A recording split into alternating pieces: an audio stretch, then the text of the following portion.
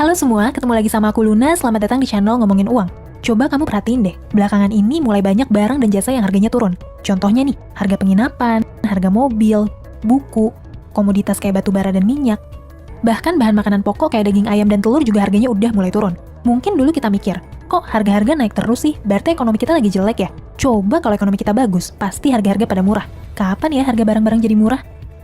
Nah, sekarang kan udah mulai kejadian nih, harga-harga tuh udah mulai turun. Tapi apa itu berarti ekonomi lagi bagus? Enggak, justru sebaliknya, ekonomi kita tuh lagi turun banget. Dalam sudut pandang ekonomi makro, fenomena penurunan harga ini tuh namanya deflasi, atau biasa disebut juga dengan inflasi negatif. Deflasi ini tuh kebalikannya dari inflasi. Kalau inflasi kan fenomena kenaikan harga, deflasi ini adalah fenomena penurunan harga. Nah, inflasi dan deflasi itu bisa berbahaya secara ekonomi, kalau kadarnya udah berlebihan. Keduanya tuh bisa sama-sama nyebabin krisis ekonomi walaupun gejalanya tuh bertolak belakang. Contohnya nih, kita bisa lihat krisis ekonomi akibat hiperinflasi di Venezuela sejak tahun 2016 dan krisis ekonomi akibat deflasi parah di Amerika di tahun 1930-an. Loh, kenapa ya deflasi bisa nyebabin krisis ekonomi? Kan bagus dong kalau harga barang-barang tuh jadi murah. Dalam menilai ekonomi makro, kita tuh harus ngerti bahwa ekonomi tuh nggak bisa dilihat dari sudut pandang konsumen doang, tapi dari sudut pandang produsen juga. Ingat, setiap uang yang kita belanjain adalah penghasilan bagi orang lain. Artinya apa? Harga-harga yang semakin murah ini tuh adalah tanda bahwa penghasilan masyarakat tuh semakin menurun. Dan kalau hal ini tuh nggak segera ditanggulangi, ini bisa berpotensi menjadi deflasi spiral yang sangat berbahaya.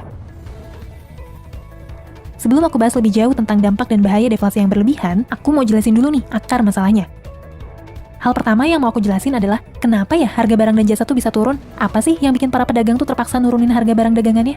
Penyebabnya tuh bisa jadi dua faktor. Yang pertama adalah ketersediaan barang itu berlebih atau biasa disebut dengan oversupply, dan faktor kedua adalah permintaan terhadap barang atau jasa itu menurun atau biasa disebut dengan low demand. Nah, yang jelas berbahaya itu adalah faktor yang kedua, yaitu menurunnya permintaan dari konsumen. Penyebabnya tuh bisa jadi macam-macam nih, tapi umumnya disebabkan karena daya beli konsumen yang semakin menurun. Penurunan daya beli konsumen tuh bisa dipicu oleh berbagai hal nih. Bisa jadi karena peredaran uang yang mandek gara-gara ada kredit utang macet yang skalanya sangat besar, seperti yang terjadi di Amerika tahun 2008. Bisa juga karena kondisi setelah perang seperti yang terjadi di Eropa tahun 1920-an. Atau bisa juga gara-gara wabah pandemi seperti sekarang di tahun 2020 ini. Terlepas dari apapun penyebab turunnya daya beli konsumen, deflasi itu bisa jadi semakin berbahaya kalau udah berubah menjadi deflasi spiral. Di mana nih, turunnya daya beli konsumen memicu lesunya transaksi perdagangan. Perdagangan yang lesu ini bikin para pengusaha tuh terpaksa menurunkan harga. Harga yang turun ini memicu kerugian bagi pemilik usaha. Kerugian usaha akhirnya memicu PHK massal. PHK massal ini memicu pengangguran. Dan banyaknya pengangguran tuh akan kembali memicu daya beli konsumen yang semakin menurun. Dan seterusnya. Rantai sebab akibat ini tuh bisa terus berputar semakin parah, sehingga namanya tuh disebut dengan deflasi spiral. Yang lebih parah lagi, kalau penurunan ekonomi ini tuh memicu kredit macet, baik dalam skala individu, skala perusahaan, bahkan sampai skala negara. Karena tentu aja nih, penurunan transaksi ini tuh efeknya bisa kemana-mana. Dari penurunan penghasilan sebuah keluarga, penurunan pemasukan di perusahaan, sampai penurunan pendapatan pajak di sebuah negara. Kalau kondisi ini tuh berlarut-larut, maka secara teknis sebuah negara tuh bisa mengalami yang namanya resesi, di mana resesi itu ditandai dengan penurunan pertumbuhan GDP atau pendapatan domestik bruto sampai ke level negatif selama 2 kuartal berturut-turut. Ironisnya, efek psikologis yang ditimbulin juga bisa semakin memperparah deflasi spiral yang terjadi. Di mana nih, masyarakat tuh cenderung nunda belanja dan para pengusaha tuh nggak mau ngambil keputusan keuangan untuk menghindari risiko bisnis. Deflasi spiral yang terjadi bisa makin parah. Puncak dari skenario terburuk deflasi spiral adalah kalau penurunan harga ini tuh udah sampai ke industri kebutuhan makanan pokok. Bayangin deh, gimana susahnya para petani, peternak, dan nelayan yang terus merugi. Karena harga jual produk mereka tuh murah banget. Sampai-sampai mereka tuh mutusin untuk nggak kerja lagi. Dalam beberapa kasus, bahkan ada para petani yang ngambil hasil pertanian seadanya buat kebutuhan mereka. Dan sisa hasil panennya tuh dibakar atau dibiarin membusuk gitu aja. Karena ongkos panen dan transportasinya tuh bisa jadi lebih mahal daripada harga jual yang udah terlalu murah. Kalau nggak ada hasil pangan yang diproduksi, ini tuh bisa memicu wabah kelaparan di berbagai tempat. Seperti yang sempat terjadi ketika Great Depression melanda Amerika tahun 1930-an. Nah, terus sekarang pertanyaannya, apa dong solusi yang bisa dilakuin untuk mencegah atau meredam dampak dari deflasi spiral ini? Kuncinya sebetulnya cuma satu, yaitu transaksi perdagangan tuh harus digenjot lagi, supaya ekonomi bisa bangkit. Kalau transaksi perdagangan itu bisa ditingkatin secara signifikan, ini tuh bisa memutus rantai deflasi spiral. Para pengusaha bisa kembali aktif berbisnis, para pengangguran bisa kembali dapetin pekerjaan, daya beli konsumen naik, dan transaksi perdagangan juga bisa pulih lagi. Nah, beberapa hal yang biasanya diupayain sama pemerintah untuk membangkitkan kembali gairah ekonomi yaitu: yang pertama, nurunin tingkat suku bunga acuan sampai ke level yang sangat rendah, 0 atau bahkan negatif. Tujuannya apa? Supaya para pengusaha tuh berani gitu buat minjem uang ke bank untuk modal usaha dan akhirnya menciptakan lapangan kerja baru. Yang kedua, nyetak uang dan uangnya disalurin ke sektor-sektor produktif yang nyerap tenaga kerja.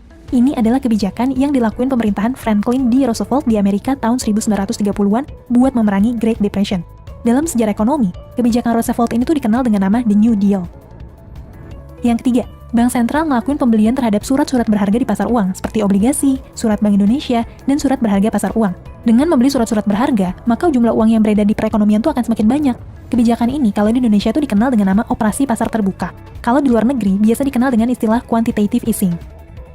Lanjut ke yang keempat, penetapan cadangan minimum atau Reserve Requirement Policy, yaitu dengan nurunin cadangan minimum kas yang harus dipenuhi oleh bank. Dengan turunnya cadangan minimum kas yang harus dipenuhi oleh bank umum, jadi bank umum tuh bisa nyalurin lebih banyak uang kepada para peminjam buat modal usaha. Yang kelima, meringankan tarif pajak. Penurunan tarif pajaknya itu bisa bikin masyarakat punya lebih banyak uang. Dengan lebih banyaknya uang yang dimiliki masyarakat, diharapkan hal tersebut tuh bisa ningkatin tingkat konsumsi masyarakat. Nah, selain kelima poin yang udah disebutin tersebut, sebetulnya masih banyak kebijakan lain yang bisa dilakuin, seperti ningkatin aktivitas belanja negara, naikin upah minimum, dan lain-lain. Semua tujuannya tuh sama, yaitu untuk membangkitkan kembali transaksi ekonomi, lapangan kerja, dan produktivitas yang sebelumnya lesu. Tapi tentu aja nih, gak semudah itu dalam meredam deflasi spiral, resesi, apalagi depresi ekonomi. Kalau salah mengambil kebijakan atau salah mengukur takaran, bisa-bisa malah timbul masalah baru seperti inflasi yang tinggi atau bisa juga terjadi korupsi anggaran secara besar-besaran. Oleh karena itu nih, kita sebagai masyarakat juga harus punya pengetahuan ekonomi yang baik, supaya kita tuh bisa lebih cermat dalam membuat keputusan keuangan, sekaligus bisa mengawal pemerintah secara demokratis dalam membuat keputusan ekonomi yang tepat sasaran untuk bisa menanggulangi masalah ini.